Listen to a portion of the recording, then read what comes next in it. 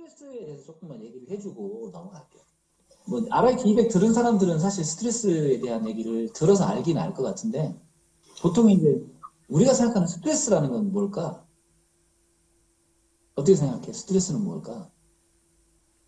내가 생각하는 스트레스는 뭘까? 삶을 살기 위한 어느 정도의 자극이요. 근데 사람들은 스트레스를 받잖아. 적당한 스트레스는 도움이 되는데, 이제 과도한 스트레스는 좋지 않으니까. 근데 그걸 정하는 것도 제 기준인 것 같기는 해요. 그치, 그치. 그러면 이제 예를 들어서 어떤 사람은 같은 상황에서 스트레스를 받고 안 받고가 이제 의식의 차이라는 건 얘기는 했잖아. 근데 이제 이걸 좀 현실적인 대안을 제시해주면 난 이렇게 얘기를 해주고 싶어. 예를 들어서 이제 각자는 자기가 규정하고 있는 나는 이만큼 할 수 있어라는 그 틀이 있거든. 내가 이제 교육하면서 학생들을 가르쳐 보면 제일 많이 느끼는 게 아시탄가 풀 시리즈를 거의 한 2시간 가까이 하는데 자기 인생에서 한 번도 1시간 이상 연속으로 몸을 써본 적이 없는 사람들이 굉장히 많더라고. 그러니까 한 번도 1시간 이상 요가를 해본 적이 없는데 만만치 않은 강한 동작을 하는 요가를 2시간을 한다고 하니까 엄두가 안 나는 거야. 근데 학생들이 이제 교육을 받으면서 뭐가 바뀌냐면 하루에 조금씩 1에서 3까지 하고 그 다음에는 5까지 하고 7까지 하고 9까지 하고 10까지 하고 해서 나중에 37 동작까지 점차 늘리면은 주차가 바뀔 때마다 자기는 그냥 첫 주에 3 했고 다음 주에 5 하니까 큰 문제가 아니었고 다음 주에 이번 주에 5 했으니까 다음 주에 7 하는 것도 큰 문제가 아니었고 이렇게 하다 보면 나중에는 한 번에 스트레이트로 37을 하는 것도 문제가 아닌 거야. 그러면 이제 우리가 스트레스를 받는다는 얘기는 결국은 1이냐 3이냐 1의 양이냐 강도가 난이도가 1이냐 3이냐 5냐 7이냐의 문제가 아닌 거지. 결국은 뭐야? 내가 1을 스트레스로 볼 건지 3을 어려움으로 볼 건지 7을 어렵다 큰일이라고 힘든 일이라고 볼 건지의 문제잖아. 그래서 이제 스트레스에 반응을 할 때 우리는 어떤 게 필요하냐면 첫 번째는 일단 내가 생각하는 이 스트레스라고 하는 부분이 정말로 객관적으로 스트레스임을 내가 증명할 수 있는가 질문을 던져보면 나는 객관적으로 이것이 스트레스다 아니다 증명할 수 없다라는 걸 인정을 하게 될 거야. 그러면 현재 이제 내가 생각해야 될 거는 내가 지금 3의 자극이 오면 스트레스다라고 결정을 했다라고 인정할 필요가 있어. 그럼 두 번째 남는 문제는 뭐냐면 그건 예를 들어서 나는 3의 자극이 오면 스트레스야라고 규정을 했는데 20이 자극이 왔는데 스트레스를 안 받을 수 있어. 어떻게 해서 안 받을까? 한번 생각해봐.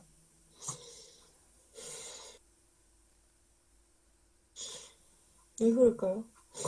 이거는 아주 간단히 생각하면 돼. 자, 일단 마음의 속성은 한순간에 하나 일밖에 못하지. 그러면 이제 마음이 한순간에 3을 할 수 있다고 규정을 했다면 20을 하려면 나는 어떻게 해야 되는 거야? 내가 괜찮아라고 얘기한다고 해서 의식은 안 바뀌는데 생각으로 20이 스트레스가 아닐까? 그렇지는 않아. 그 의식이 안 바뀌면 아무리 속으로 괜찮다고 해도 안 무서워. 괜찮아 해도 무서워 사실은. 근데 이거를 해결할 수 있는 유일한 방법이 뭐냐면 한순간에 3밖에 처리 못하지. 근데 20이 되려면 20을 3으로 나누면 몇이지? 7이잖아.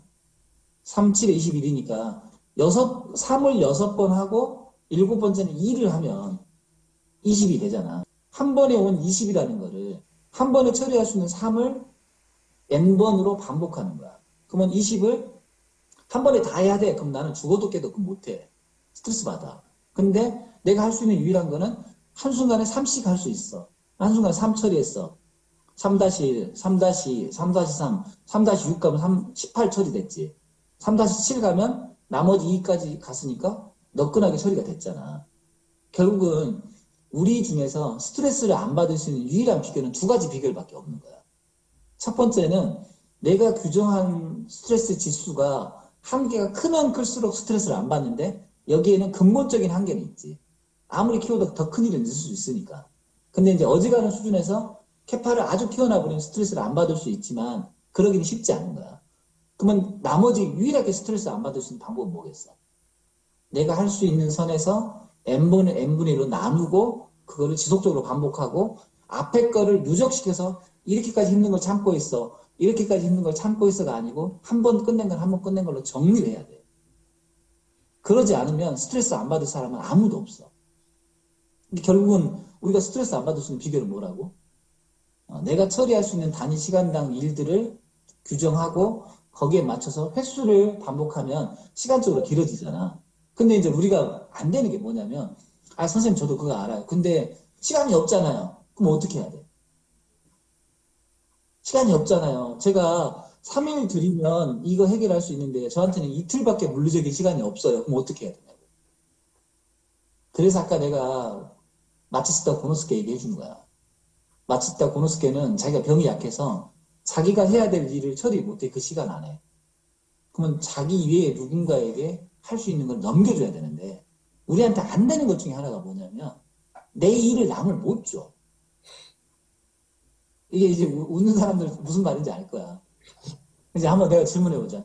내 일을, 내가 지금 일을 많이 하고 있어서 스트레스도 많고 힘들기도 한데 그럼에도 불구하고 내가 왜 일을 다 싸질러주고 이렇게 하고 있을까? 답 한번 해볼까? 그걸 못 넣는 줄 알았더니 그걸 즐기는 것 같아요. 그래.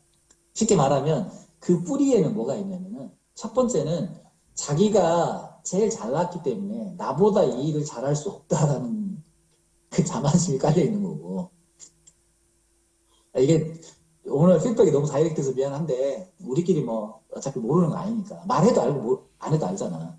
일단 이제 그게 제일 크고 사실은 이게 어떤 효과를 주냐면 속으로 내가 말 않고 나 혼자는 즐기고 있지. 내가 제일 잘났으니까. 근데 남한테 보여지기에는 내가 엄청나게 많은 일을 하고 있기 때문에 또 좋은 평가를 받아요. 능력이 좋거나 대단한 일을 하고 있는 것처럼 평가를 받아요. 그러니까 나로서는 어때? 사실은 힘든 것보다 내가 잘났고 좋은 평가를 받는 메리트가 많기 때문에 굳이 그걸 안 할 이유가 없는 거야. 근데 마치스타 고노스케 같은 경우에는 일을 맡겼다고 했잖아. 그 사람이 일을 맡길 수 있는 이유는 뭐였냐면 자기 몸이 한계가 있다는 걸 알고 그걸 자기 하다가 죽거나 일이 망해진다는 걸 아니까 그 사람은 어쩔 수 없이 놓은 거야. 마치스타 고노스케는 몸 때문에 놓은 거야. 그럼 명상하는 사람은 왜 놓을까? 한번 생각해봐. 명상하는 사람은 놔야 되거든. 나도 그런 연습을 많이 해서 많이 놨거든. 나는 어떻게 놨을까? 명상하는 사람은 어떻게 놓을까?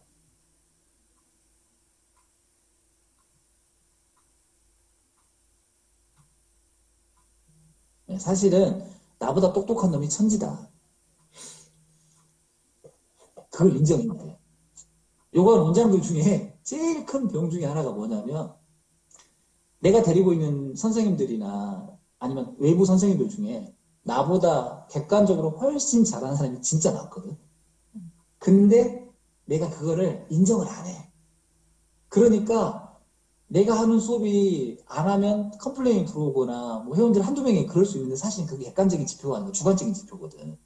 그리고 맡겨놓으면 내가 그 일을 안 함으로 인해서 내 나머지 에너지를 내가 공부를 하거나 내 몸을 돌보거나 정신적으로 긴장을 이완하는 데 쓸 수 있는데 그 자만심과 그 불안 때문에 남한테 못 주는 거야. 그러면은 우리가 어떤 한계에 부딪혀 버리냐면 내 능력이 체력의 한계가 없을 때까지는 괜찮아.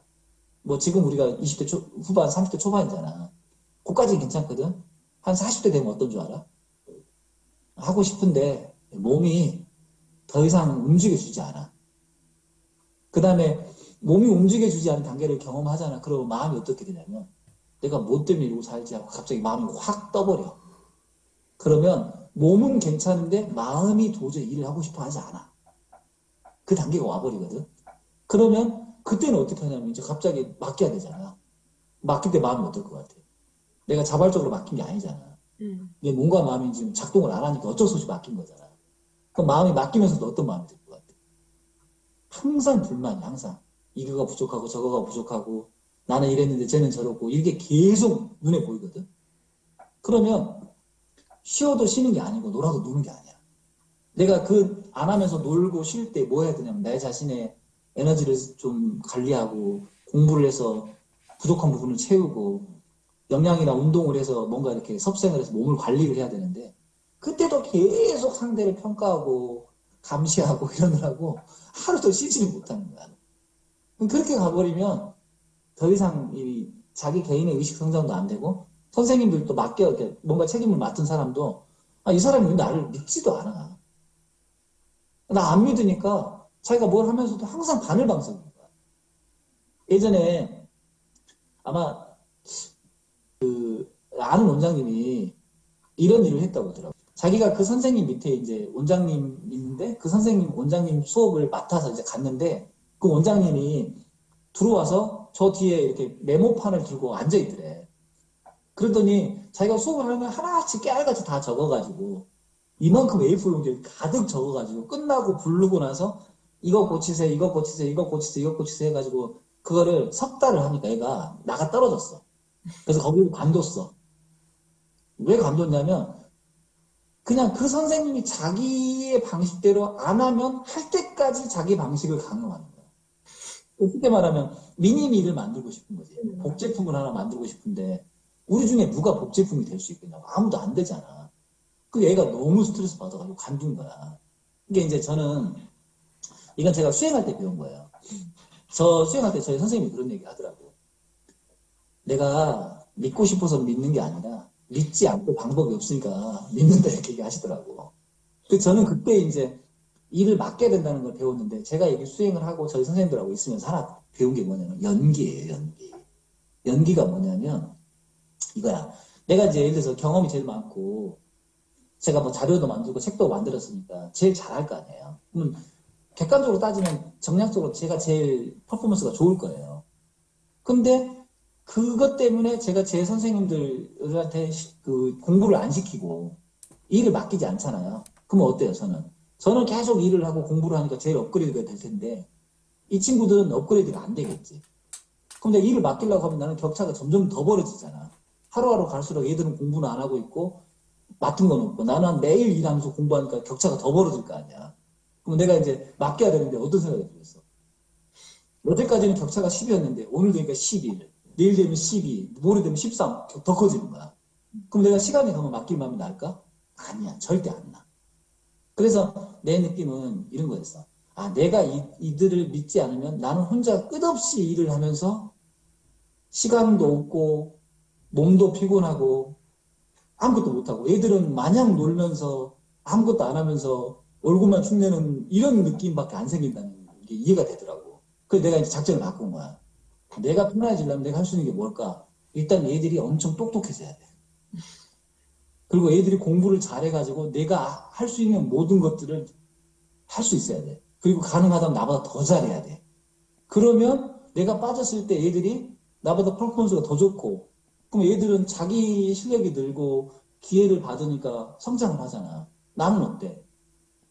나는 점점 안 하니까 나는 내가 이제 애들보다 잘하지 않으니까 뒷방에서 남는 시간에 뭐 내가 부족한 거나 좀 공부하고 휴식 좀 취하고 근데 애들은 퍼포먼스를 내고 있으니까 나는 또 혼자인데 애들은 5명이잖아. 예를 들어서. 그럼 어떤 일이 벌어지냐면 5명이 가지고 있는 개성이 실력까지 겸비가 되면 내가 한 명이 갖고 있던 실력과 개성하고 비교가 안 될 만큼 커지는 거야. 그래서 나는 이제 이거를 연기라고 얘기한다. 조건 발생 얘기하는 거야. 네가 있어야지 내가 있을 수 있다. 네가 살아야지 내가 살 수 있다. 네가 똑똑해져야지 내가 편안하고 행복할 수 있다. 이걸 깨우친 거야. 그래서 난 우리 선생님들한테 엄청나게 많은 시간과 에너지 쏟는 이유가 있어. 공부하는 거 일주일에 뭐 3번씩 여기서 2시간씩, 2시간 반씩 봐주고 뭐 같이 밥 먹고 뭐 시간 보내고 철학 강의 같은 거 계속 서로 담론하고 이런 일을 왜 하냐면 나는 내가 이거 30년 공부했거든. 근데 평생 할 자신이 없어. 하기 싫어. 그래서 난 좀 놀고 싶어. 그러면 이걸 누군가는 해야지 이제 뭐 먹고도 살고 사업도 키워가 갈 수 있잖아. 그럼 내가 평생 안 하고 앞으로 이걸 통해서 먹고 살고 하려면 다른 누군가가 똑똑해져야 되니까 애들한테 2년 정도 훈련시키면 RIT 200 맡길 정도가 된다는 걸 내가 검증을 해봤거든. 그러니까 이제 나는 이제 RIT 200을 맡겼으니까 그 시간에 노는 거거든. 엄청 좋더라고.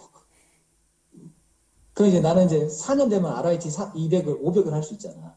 근데 나는 지금 승현이 주인은 RIT 200 패스 시켜놨으니까 RIT 500을 주려고 엄청 신경 쓰고 공부를 시키는 거야. 그러면 이제 4년이 지나면 난 이런 쪽으로 어때? 여기 뭐 우리 해부학 과정, 일반 수련 과정, 뭐 RIT 200, RIT 500은 난 손 다 털고 애들이 다 하는 거잖아. 근데 이제 사람들이 갖고 있는 불안 중에 어떤 게 있냐면, 선생님 그거 되게 좋은데요. 선생님한테 배워서 얘가 나가서 차리면 어떻게 할 거예요? 이제 이 문제가 남잖아. 그러니까 노하우를 안 주려고 하는 사람들이 되게 많거든. 근데 나는 그것도 넌센스라고 생각하는 게, 우리가 사회 전체적으로 봤을 때 얘가 나한테 잘 배워서 나가서 잘하면 사회 전체적으로 플러스야. 그러면 이게 나하고 경쟁이 되지 않을까? 그건 착각하는 거야. 이 사람의 색깔이 다르기 때문에 그 사람 색깔에 맞는 사람이 있고 나한테 색깔 맞는 사람이 있기 때문에 우리는 사실 어느 누구랑도 경쟁 안 해. 근데 우리가 착각을 하니까 나랑 너랑 경쟁한다는 생각을 하는 거야. 실제로 나는 책 써가지고 요가원이 흥해졌고, 교육해가지고 요가원이 흥해졌고, 노하우 알려줘서 요가원이 흥해졌지. 책 써서 노하우 노출했고, 강의에서 노하우 노출했고, 개인 레슨에서 노하우 노출했는데 요가원이 쫄아들지 않았어. 그게 무슨 얘기를 하고 싶은 거야. 정보를 공유하고 오픈했을 때 사실은 시너지가 나서 나한테 리턴이 많은 거지. 정보를 틀어잡고 있거나 내가 움켜쥐고 있어가지고 오픈 안 했을 때 시너지가 더 없어. 이 사고를 빨리 바꿔야 돼. 그러지 않으면 내가 육체에 어떤 에너지가 있고 정신적인 의지가 있을 때까지는 갈 수가 있는데, 그게 갑자기 스탑을 했을 때 나는 무방비 상태로 무너져 버리고, 내 밑에서 나랑 같이 일을 하거나 나의 어떤 비전과 이상을 같이 실현시켜 줄 사람이 없다면 나는 그냥 혼자밖에 안 되는 거거든. 아무것도 할 수가 없어. 그래서 이제 연기적으로 생각해라. 연기는 단순해. 이것이 있으니까 저것이 있고, 이것이 없으면 저것도 없다. 저것이 있으니까 이것이 있고, 저것이 없으면 이것도 없다거든.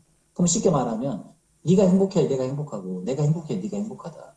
네가 똑똑해야지 내가 똑똑해지고, 내가 똑똑해야지 네가 똑똑해진다. 네가 능력이 좋아져야지 내가 능력이 좋아지고, 내가 능력이 좋아져야지 네가 능력이 좋아진다. 그러면 삶을 우리가 볼 때 어때? 경쟁 구도로 보겠어? 협력 구도로 보겠어? 완전히 바뀌어야 돼. 사고가 바뀌지 않으면은 우리는 일은 죽을 만큼 하는데 행복은 계속 반감되는 거야. 근데 역할과 일을, 정보를, 경험을 나누잖아. 그러면 그게 반대로 가. 근데 이제 내가 이 지구인의 인류 의식을 보면은 우리는 여태까지 연기라는 개념을 공부를 해보고 깊이 성찰해보지 않았으니까 계속해서 자기 영역을 굳히려고 하고 자기의 어떤 테두리 안에서 안 벗어나거나 공유를 안 하려고 하는 마음이 너무 크단 말이야. 그러면 못 가. 그래서 회사들도 있잖아. 처음에는 회사들이 일반 회사로 출발해. 근데 이제 회사의 기술력이 좋아져가지고 좀 상품성이 좋아지고 매출이 늘잖아. 그러면 그 일반 회사로 못 가. 그러면 주식을 공개해서 주식회사로 바뀌어. 주식회사로 바뀌면 경영자들이 지분 투자한 것에 따라서 엄청 많아지지. 그리고 배나라 감나라 간섭이 많아지지. 그러면 안 될 것 같지? 아니야. 모든 커져 있는 회사 중에 주식회사 아닌 회사는 거의 없어, 거의.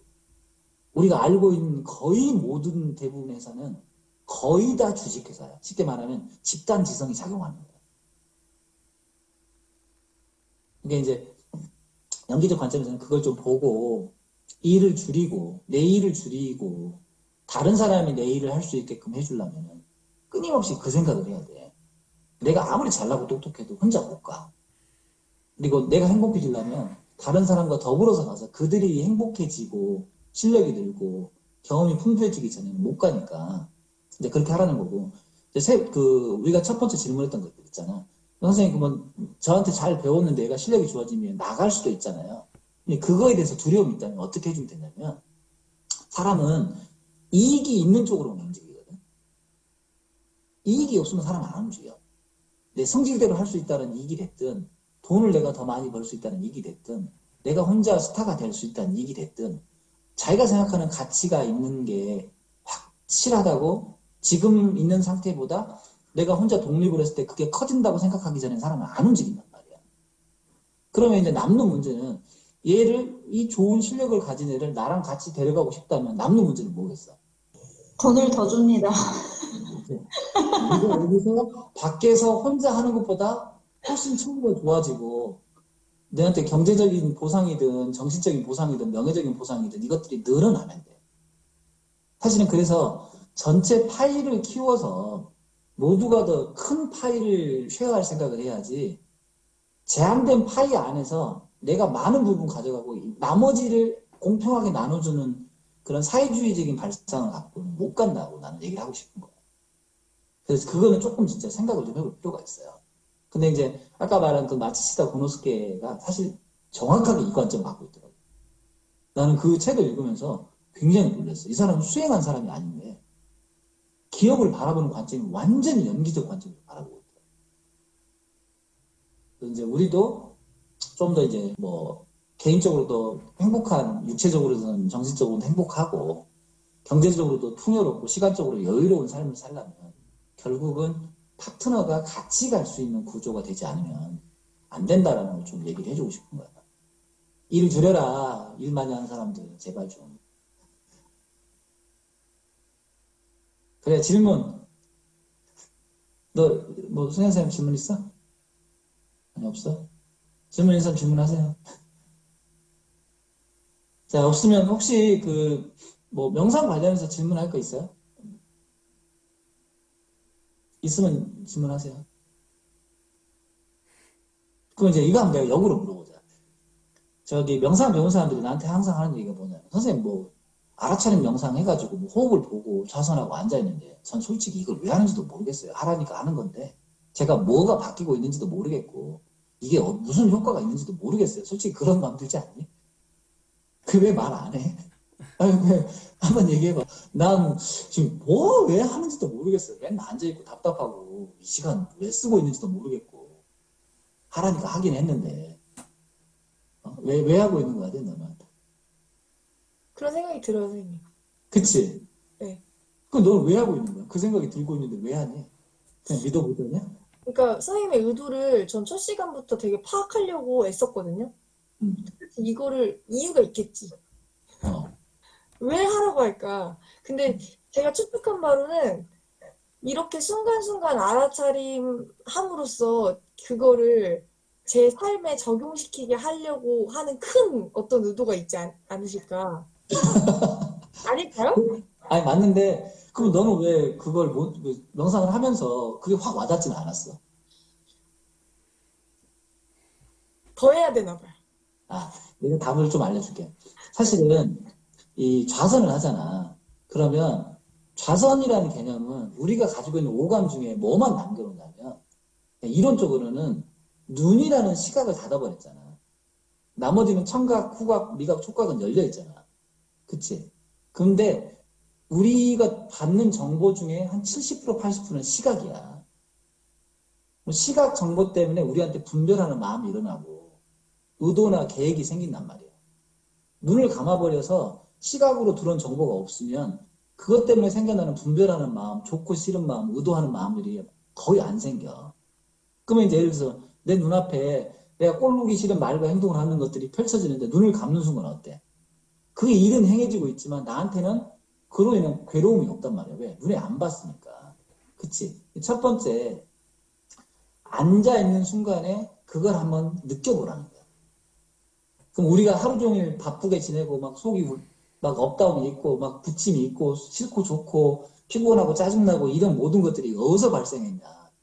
우리의 감각 자극이 들어오니까 우리가 기존에 갖고 있던 인식이 감각 자극을 만나서 해석을 그렇게 해내니까 사실은 이런 부침이 마음의 요동이 치고 부침이 일어났다는 걸 깨우쳐보라는 거야. 근데 안 앉아본 사람은 한 번도 안 앉아봤기 때문에 맨날 요동치는 상태에 있는 사람이 맨날 요동치는 상태를 어떻게 구분하냐고. 근데 맨날 요동치는 상태에 있던 사람이 앉아있으면 어때? 앉아있음과 요동치는 상태 사이에 갭이 있잖아. 사람은 언제 지혜가 생기냐면 멈출 때 요동치는 상태를 보면서 이 차이의 갭만큼으로 우리가 지혜를 얻는 거야. 알미 생기는 거는 같이 요동치면 위상차가 없어. 격차가 없기 때문에 차이를 못 느껴. 근데 멈추잖아.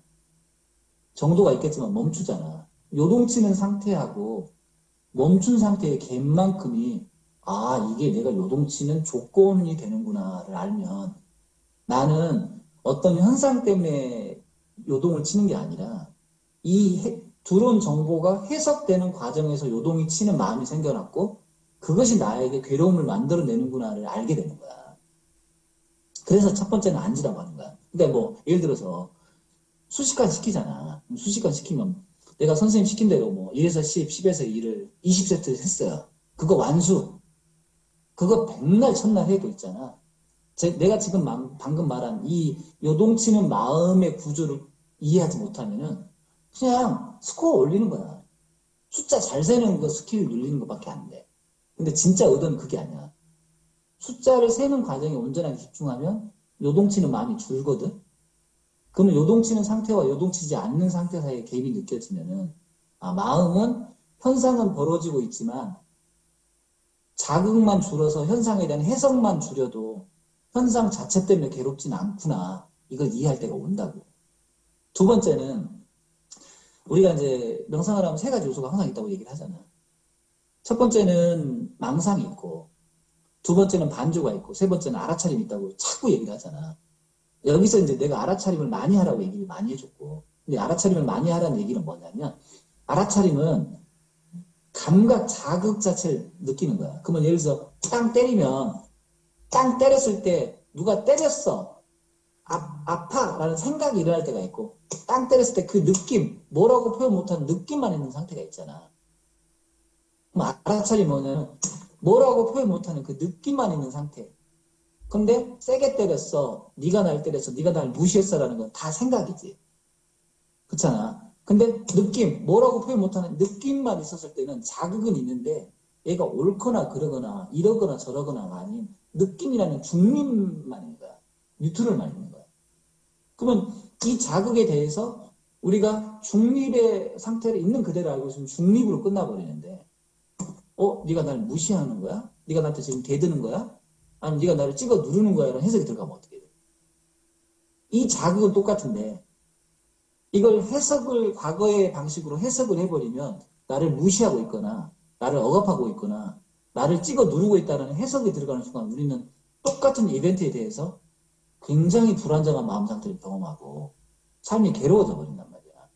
그러면 알아차림을 많이 하라는 얘기는 뭐냐면 모든 경험은 그 자체로는 가치가 중립인데 우리가 이걸 해석하는 방법이 기존의 관념적인 삶의 방식에서 이것은 너를 무시하는 거라는 해석, 이걸 너를 찍어 누른다는 해석, 이걸 너를 좋아한다는 해석으로 그것 다 윤색하고 있다는 걸 아는 순간 우리가 경험하는 거는 객관적으로 얘가 나를 무시했다거나 나를 좋아한다가 있을까? 없지.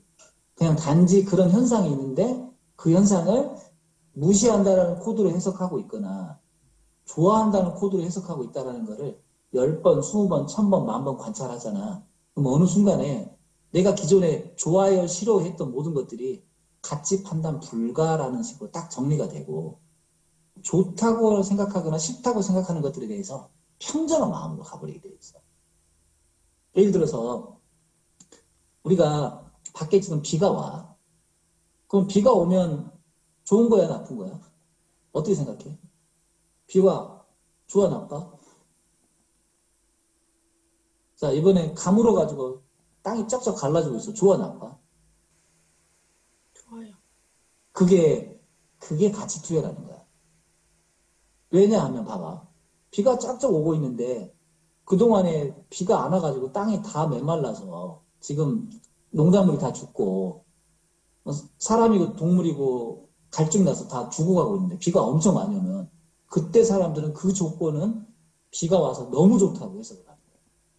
근데 땅이 쩍쩍 갈라지고 있는 건 뭐냐면 지금 내가 염전에다가 바닷물을 가득 채워놔가지고 이걸 말리고 있었는데 맨날 비가 오니까 바닷물이 농도가 희석돼가지고 소금이 안 생겨. 마르질 않으니까. 근데 지금 땅이 쩍쩍 갈라지고 있어. 그럼 어떻게? 수증기가 다 증발하면서 소금이 남잖아. 그럼 그 상황은 염전한 사람들 어떻게 해석하겠어? 땅이 쩍쩍 갈라져를 엄청 좋다고 해석한단 말이야. 쉽게 말하면 방금도 얘기한 그거잖아.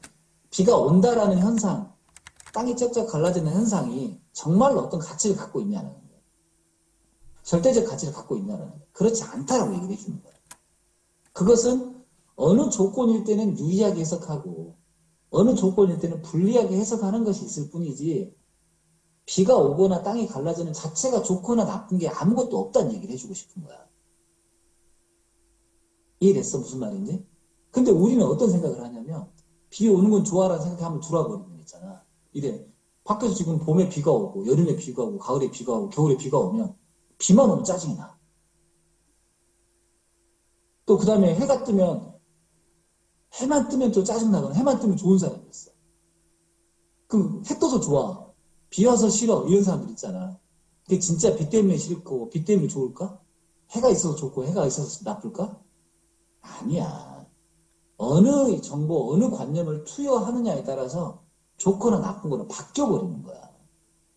우리가 이거를 모르니까 계속 헤매는 거야. 그러면 이제 알아차린 명상은 뭐 하는 거야? 자, 비가 온다.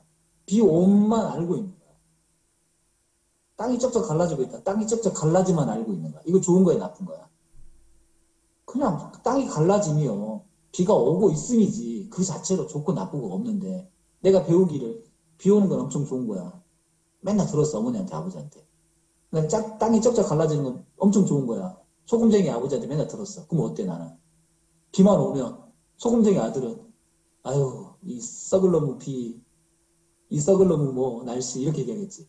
만일에 반대로 비 오는 걸 학습을 많이 한 사람은 아유, 이제서 비가 오니까 너무 좋다, 너무 행복하다 얘기하는데 둘이 갖다 붙여놓으면 어때? 한쪽은 하루 종일 요구하고 있고 한쪽은 하루 종일 좋아하고 있겠지. 근데 그게 우리가 과연 날씨나 이 문제 때문에 그렇겠네요. 그게 아니라는 거야. 그래서 이제 우리가 유명한 이야기가 있잖아. 어떤 어머니가 아들 둘을 데리고 있는데, 낳는데, 아들 하나는 소금 장수고, 아들 하나는 무선 장수인 거야. 그래서 날씨가 맑을 때가 있고, 날씨가 흐릴 때가 있잖아. 그럼 이 어머니는 날씨가 맑아도 걱정이야. 그리고 날씨가 비가 와도 걱정이야. 왜? 아들 A를 생각하니까 우산 팔아야 되는 날씨가 너무 맑으니까 얘가 굶어 죽을 것 같으니까 힘들어. 그 다음에 비가 오니까 아들 B를 생각하면 소금이 녹아버릴 것 같으니까 마음이 힘들어. 이 할머니는 그래서 비가 와도 힘들고 해가 떠도 힘든 거야. 근데 이 할머니가 진짜로 비가 와서 힘들고 해가 떠서 힘들까? 아니야, 그렇지 않아. 해석을 그렇게 하기 때문에 힘든 거야. 그게 이제 알아차린 명상을 많이 하면 어떻다? 내가 이제 호흡에 관찰을 했어. 뭐 숫자를 세든 그냥 느낌을 느끼든 중립이라는 걸 알고 계속 보고 있어.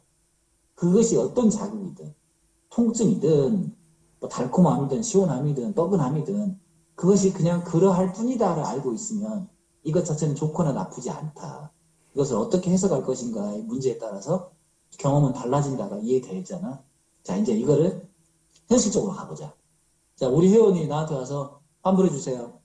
코로나인데요. 저 수련도 못 나가고 환불해주세요. 그럼 우리 어때? 환불은 나쁜 거야. 이런 생각을 하지. 예를 들어서 내가 그렇게 학습됐다면 어때? 이 XX 가뜩이나 힘들어 죽겠는데 코로나까지 있는데 너 여기서 환불까지 이 진짜 비매너 진짜 나빴다 막 이렇게 우리가 막 속으로 화도 나고 야속하기도 하고 막 그렇지. 그렇잖아. 근데 내가 회원 입장에 생각하면 어때? 그 사람은 환불하는 게 좋은 거라는 학습이 있는 거고 나는 환불하는 게 나쁘다는 학습이 있는 거지. 그러니까 절대적으로 좋은 거 나쁜 게 아니고 그에 필요해서 환불을 할 수 있는 거고 나는 그걸 이해하고 내가 할 수 있는 선에서 최선을 다해주면 이 사람은 야, 이 상황에서 환불을 했는데 진짜 군소리 안 하고 정말 친절하게 환불을 해주더라. 내가 지금 코로나 때문에 못 나가서 환불을 했지만 다음에는 진짜 이 사람 마음의 진심을 알았으니까 여기 다시 다닐래 할 수도 있는 거거든. 실제로 그런 일도 많이 벌어지고 있고. 그러니까 우리는 삶을 바라볼 때 내가 기존에 알고 있는 그 관념의 프레임에서 중립이 아닌 상태로 가치가 투영되어 있는 메모리를 갖고 현상을 해석하면 뭘 봐도 그렇게밖에 안 보이는 거야. 검정 안경 쓰고 보면 다 검게 보이는 거고 빨간 안경 쓰고 보면 다 빨갛게 보이는 거야. 근데 가치 중립이라고 하는 느낌 자체를 느끼는 알아차림을 하면 어떤 현상도 그저 그러할 뿐이지 그 이상도 이하도 아니라는 걸 알게 되면 소위 말해서 내가 관념적으로 이건 나빠요, 좋아요, 이래요, 저래요, 속상해요, 어째요라는 것들이 다 뭘로 해석되냐면 이런 정보 체계로 학습과 경험이 되어서 이렇게 내가 해석을 하고 있고 이걸 놓치면은 마음이 확 무너지면서 슬프고 짜증나고 분노하고 반대로 좋다고 생각하는 쪽이 정보가 들어오면 방방 뜨고 기쁘고 막 이렇게 된다는 걸 알고 나면 우리가 마음의 장난에 놀아나고 있다는 게 눈에 보이잖아. 그러면 소위 말해서 좋은 일에도 담담하고 나쁜 일에도 담담하게 바뀌어버리면서 큰일이라는 거는 선택의 문제, 규정의 문제일 뿐이지 그 자체로 큰일이거나 적은 일이 한 번도 존재한 적이 없었구나를 알아버렸을 때 드디어 마음은 자유로운 거야. 그래서 이제 이걸 정리를 하면 첫 번째, 어떤 사람도 자극 자체를 피할 방법은 없다. 붓다나 예수나 석가나 공자나 소크라테스도 자극 자체, 뭐가 찌르면 찌르는 느낌, 배고프면 배고픈 느낌, 뜨거우면 뜨거운 느낌, 차가우면 차가운 느낌, 달콤하면 달콤한 느낌. 그 말로 표현하기 전에 어떤 그 느낌 자체에 대해서는 가치 중립이니까 그건 누구도 피할 길이 없다. 근데 그거를 경전에서는 첫 번째 화살이라고 그래. 첫 번째 화살은 아무도 피하지 못한다. 근데 두 번째 화살은 뭐야? 해석이잖아. 비 오니까 짜증나, 해 뜨니까 짜증나. 이거는 피할 수 있다라는 거야. 왜? 가치 중립을 알고 나서 해석이라는 걸 알고 나면 두 번째 화살은 선택적으로 안 맞을 수가 있어. 그래서 이제 명상할 때 내가 뭐 하는지도 모르겠어. 맨날 앉아있으라니까 앉아있는데 시간도 아깝고 난 뭐 내면이 바뀌는 것 같지도 않고 내가 왜 이러고 있는지도 모르겠어. 깊은 뜻이 있겠지. 사실 이런 것보다는 가치 중립을 계속 느껴봐. 그 질문을 한번 끝나고 던져봐. 반주하잖아 우리가. 명상 끝나고. 호흡을 내가 느낄 때 자, 내가 요가원 상황이나 뭐 집안 일이나 뭐 내 개인적인 어떤 문제들이 호흡을 하는 동안에 일이 없었어? 그 일이 안 발생했어? 근데 내가 마음이 고여있냐고. 호흡을 하는 동안에. 근데 호흡을 안 하고 그 관념을 쓰기 시작하면 어때? 바로 마음이 불편해지고 마음이 바로 헝클어져 버렸잖아. 그럼 우리는 현상 때문에 어떤 일 때문에 내가 마음이 힘들어라고 얘기하는데 그게 맞는 말이야, 틀린 말이야. 만일에 정말로 현상 때문에 어떤 일 때문에 내가 마음이 힘들어라고 했으면 명상을 하든 호흡을 하든 무조건 힘든 상태가 계속 유지가 돼야 되지. 근데 내가 의식이 전향되고 해석이 달라져 버리는 것 같아. 일은 있지만, 일은 벌어졌지만 호흡을 해서 같이 중립을 느낄 때는 아무런 불편함도 아무런 분별도 안 느낀다니까. 근데 결국은 우리는 현상 때문에 괴로운 게 아니야. 이게 이해가 되면 명상이라는 게 그냥 뭐 겉으로 보기에 앉아가지고 아무것도 안 하고 뭐 하는지도 모르겠고 이렇게 있는 게 아니구나를 느낄 때가 와. 그러면 이게 있잖아. 10분, 20분, 30분 누적이 되지. 그리고 하루 이틀 누적이 되지. 어느 순간에 내가 지성으로 이게 이런 거야라고 이해하고 싶지 않아도 어느 순간에 알아져 버리는 거야. 마치 그거는 우리가 뭐 요가 오래 가르쳤고 필라테스 오래 가르쳤잖아. 그러면 내가 어느 순간에 막 죽어라고 이걸 공부해야지 하다가 어느 순간 되면 굉장히 자연스럽게 가르치고 있잖아. 그리고 학생들이 질문하면 이런 걸 왜 질문을 할까? 이 상식적인 걸? 이런 생각이 들지 않나? 그 언제부터 우리가 전문가였지? 쉽게 말하면 알을 반복하고 경험을 누적시키면서 전문가가 된 거잖아. 그러면 이제 알아차린 명상도 마찬가지야. 내가 이 명상에서 언제 마음이 편안해지고 언제 내가 무슨 내면이 바뀌고 언제 내가 행복해지는 걸 언제 느끼지? 난 왜 하는지도 모르겠는데 언제 느낄 것 같아? 똑같아. 누적해서 하다 보면 어느 순간에 그 누적된 힘이 내가 마치 요가나 필라테스를 너무나 자연스럽게 당연하게 가르치듯이 이미 마음도 그렇게 바뀌어 있는 거야. 그래서 이제 경전에 이런 비유가 나온다. 목수가 뭐 이런 망치 같은 거나 뭐 끌 같은 걸 쓰잖아. 그러면 이렇게 나무 손잡이를 잡고 있잖아. 근데 이걸 1년, 2년, 3년, 5년 쓰다 보면 손잡이가 나무가 닳아가지고 아주 가늘어지게 홈이 패이잖아. 그런 거 봤지? 물건 많이 쓰면 닳잖아, 손잡이 부분이. 근데 이 사람이 오늘 한번 일하고 나서 이렇게 살펴보는 거야. 이거 좀 닳았나, 안 닳았나? 홈 패였나, 안 패였나? 하루하루 보면 그게 표가 나겠어? 안 나. 근데 내가 아무 생각 없이 1월 1일 날부터 12월 31일까지 막 쓰다가 12월 31일 날 문득 이렇게 손잡이를 봤더니 홈이 확 패여 있는 거야. 우리 그런 경험 해본 적 있지? 자기 쓰던 물건에서 확 낡아져 있는 느낌이나 길이 들어있는 느낌을 느낄 때가 있지. 그게 뭐야? 하루아침 그렇게 된 게 아니라 굉장히 작은 변화처럼 보이는 작은 일상들이 누적이 돼서 어느 순간에 임계점을 넘어가 버리면 홈이 패이거나 손 자국이 나는 것처럼 바뀌듯이 명상도 똑같아. 그 나도 30년 동안 명상하면서 내가 진짜 많이 고민했던 부분이 뭐냐면 누구한테 배운 적은 없지만 좌선을 하는 거 보니까 사람들이 마음이 평화롭고 행복하고 깨닫는다고 하니까 나도 줄구장창 안 잡았거든. 나한테 10년 동안 말하는 생각이 들었어. 미친 거 아니야. 내가 이걸 왜 하고 있는지도 모르겠어. 다리는 저려 죽겠고 왜 하는지도 모르겠고. 근데 안 하자니 뭔가 대안도 없고. 그 10년을 계속 했는데 어느 순간 딱 알겠더라고. 내가 바뀌어가고 있구나. 하루하루는 뭘 했는지도 모르겠고 내가 명상하고 뭐 깨달았어 이런 거 아무것도 없어. 근데 어느 순간 보면 내가 마음이 바뀌어 있어. 어느 순간 내가 보면 사람을 바라보는 관점이 바뀌어 있고 어느 순간 보면 내가 사람을 대하는 방식이 완전히 달라져 있다는 걸 느꼈거든. 그래서 매일매일 보고 깎였나 안 깎였나 혼잡이 지금 생겼나 안 생겼나 볼 필요 없어. 그냥 루틴을 반복해서 중립의 상태를 많이 경험하고 그게 연습이 되면 어느 순간에 요가나 필라테스에 우리가 전문가가 돼서 너무 자연스럽게 가르치고 당연하게 알고 있듯이 마음도 그렇게 바뀌는 거예요. 그래서 그게 전부다라고 얘기를 해주고 싶다. 질문 더 이상 없지? 그러면 3분만 갔다 와서 30분만 오늘 명상하자. 첫날이니까.